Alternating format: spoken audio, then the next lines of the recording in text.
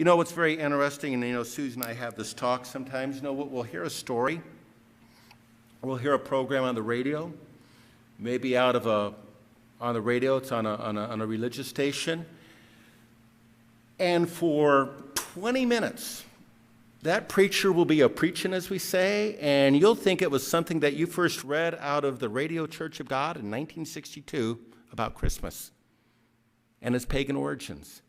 And it goes on the first 5 minutes, and it goes on the next 10 minutes, and you go, wow, this guy's really got it. This is incredible. Because he's just kind of reading you some of the stuff that I've just shared with you a little bit today. And then there's almost like, how the rabbit vanishes, in the hat with the magician? All of a sudden, the last 5 minutes, there's a detour. After they talk about all of the origins and the verses like I've shared with you, but they'll say, but isn't it wonderful to be able to give one another gifts? And isn't it wonderful and fantastic that a family can come together? And I'm just going, wow, did I miss something in transition? They're sharing the same verses that I just shared with all of you. They either believe that or they don't. Because worshiping God is not based merely on feelings. It's based upon His sovereignty. This is David, who says, we have friends who do not celebrate Christmas because they say December 25th is really a pagan holiday. While I agree that Jesus may not have been born on December 25th, he certainly was born as described in the Bible. How do I respond to them? Well, in a sense, tell them they're right.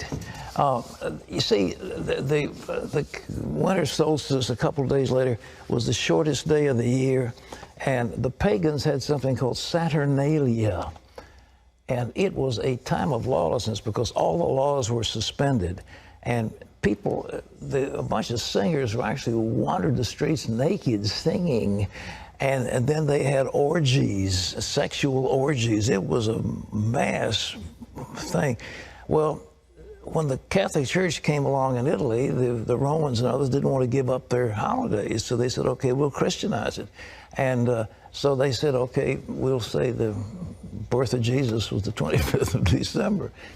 And then there was a monk who began to add it up. You see, if you read in Luke, it says there's a census taken when Quirinius was governor and so forth and so on.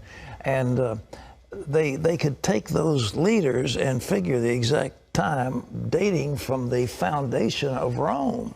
And that's when the dates were established. And so they get pretty close to the date.